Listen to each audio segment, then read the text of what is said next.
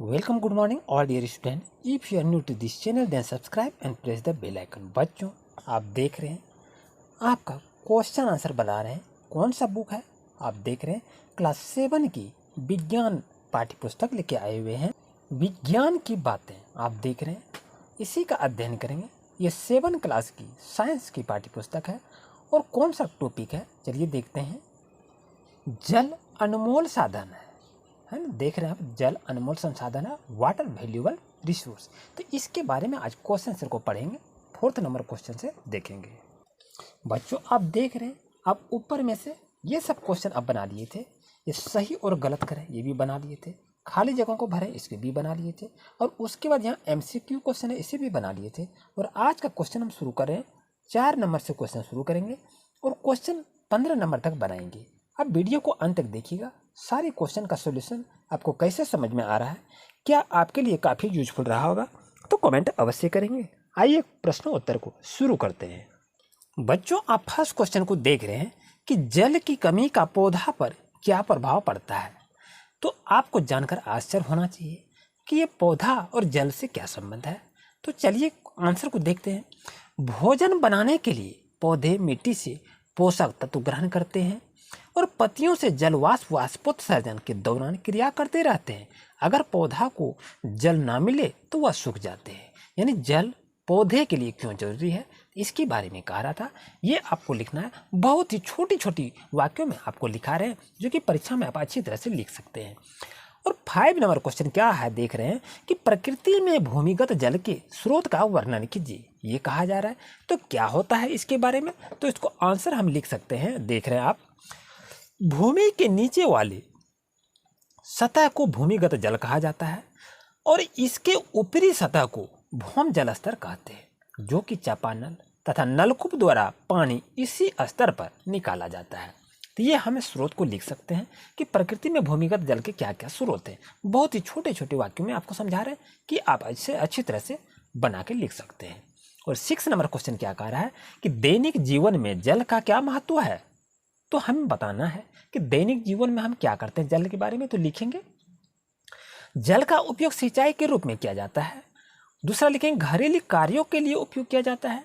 जीव जंतुओं के लिए विकास का काम करता है। अगर जल नहीं रहे तो जीव जंतु सभी मर जाएंगे, इसलिए जल का होना अति आवश्यक है। उसके बाद चलिए क्वेश्चन को देख रहे हैं। क्वेश्चन कौन सा है कि रेन वाटर हार्वेस्टिंग क्यों आवश्यक है, ये हमारे लिए जरूरी है या जरूरी नहीं है। तो आपको बताना है। तो जल्दी से इसको देखेंगे, समझेंगे कि आखिर ये क्या होता है। आइए चलिए देखते हैं कि वर्षा जल का उपयोग भौम जल स्तर की पुनः पूर्ति करने के लिए रेन वाटर हार्वेस्टिंग की आवश्यकता होती है।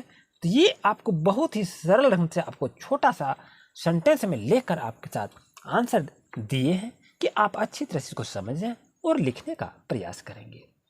आइए 8 नंबर क्वेश्चन को देख रहे हैं कि जल संरक्षण की विभिन्न विधियों को स्पष्ट कीजिए। यानी जल संरक्षण आप कैसे करेंगे इसके बारे में आपको बताना है, कुछ वर्णन करके। तो क्या करेंगे, डोभा का निर्माण करके, बांधों का निर्माण करके, उसके बाद टैंकर में पानी जमा करके हम जल संरक्षण कर सकते हैं। उसके बाद क्या कहता है कि उपर्युक्त विधियों के द्वारा, क्या कहता है, उपर्युक्त विधियों के द्वारा हम जल संरक्षण कर सकते हैं, जो कि ऊपर में जो कथन दिया गया उसके माध्यम से हम संरक्षण कर सकते हैं। और आप क्या लिखेंगे, यही आपका काफ़ी हो गया। अगर इसको और आप बढ़ा कर लिख सकते हैं तो आप डोभा का निर्माण करके आप यहाँ डैश देके इसके बारे में वर्णन कर सकते हैं। बांधों का निर्माण करके यहाँ डैश देके इसके बारे में वर्णन कर सकते हैं। तो आपके लिए ये काफ़ी लंबा हो जाएगा, लेकिन आपको ये शॉर्ट फॉर्म बता दिए। इसका आप डिफिनेशन कर दीजिए, डिफिनेशन कर देंगे तो आपका ये काफ़ी अच्छा रहेगा। और ये वर्णन करने के लिए 6 नंबर 5 नंबर जो भी रहे उसमें आप दे सकते हैं। आइए चलिए देखते हैं 9 नंबर क्वेश्चन क्या कह रहा है, वहां पर देखते हैं। बच्चों 9 नंबर क्वेश्चन को देख रहे हैं, ड्रिप सिंचाई विधि क्या है। लिख रहा है कि ड्रिप सिंचाई विधि क्या है, वर्णन कीजिए। तो लिखेंगे पाइपों द्वारा पौधों को पानी देने की तकनीक को ड्रिप सिंचाई कहते हैं, जो सीधे जड़ों तक जल पहुंचता है और जल की बर्बादी को रोकने के लिए इस विधि को अपनाई जाती है।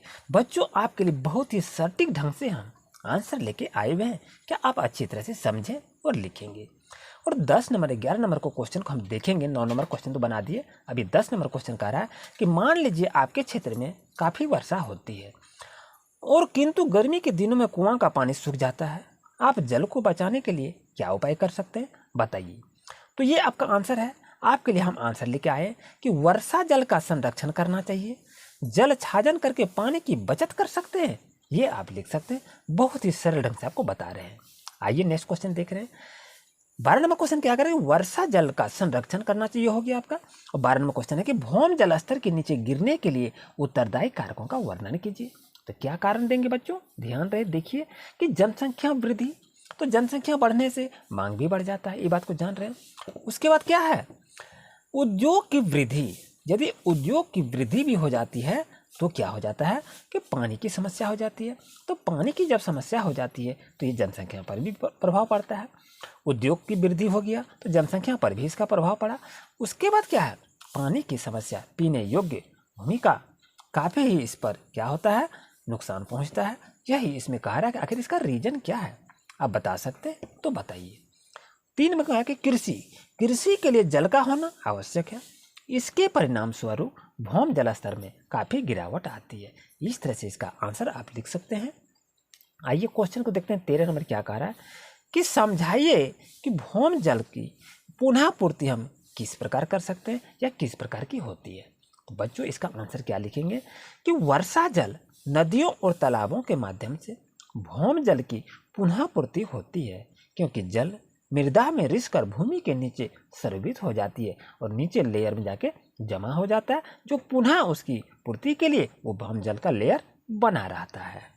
नेक्स्ट क्वेश्चन देख रहे हैं बच्चों कि झारखंड सरकार गांव तथा शहरों में जल संचयन के लिए किस प्रकार का कार्य कर रहे हैं, इससे हमारे क्या सहभागिता है। आंसर लिखेंगे, झारखंड सरकार गांवों में डोभा का निर्माण करके जल संरक्षण का निर्माण करती है, नदियों तालाबों से गाद की सफाई कर रही है, बावड़े बनाने की चलन हो रहा है और हमें इनका सहयोग करनी चाहिए। यहाँ तक लिख सकते हैं।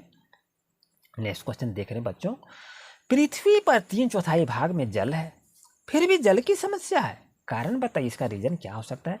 तो आंसर को लिखेंगे कि पृथ्वी पर जो जितना भी पीने योग्य पानी है उसका समान वितरण नहीं है, कहीं पर ग्लेशियर के रूप में है तो कहीं पर विशाल रेगिस्तानी भूमि है जहाँ की पानी की बेहद कमी होती है। तो इस तरह से आपको सटीक ढंग से आपको आंसर लिखा है। बच्चों वीडियो को पाते ही कमेंट करेंगे, क्या आपको इसी तरह से और सॉल्यूशन चाहिए तो आप अवश्य बताएंगे। उम्मीद है आज का क्लास आपके लिए काफ़ी यूजफुल रहा होगा। बच्चों आपसे मेरा रिक्वेस्ट है कि हमें ज़्यादा से ज़्यादा सपोर्ट करें, ताकि मैं आपके लिए कंटिन्यू नए नए क्लास लेकर अच्छी तरह से क्वेश्चन लेकर आपके साथ आएँ।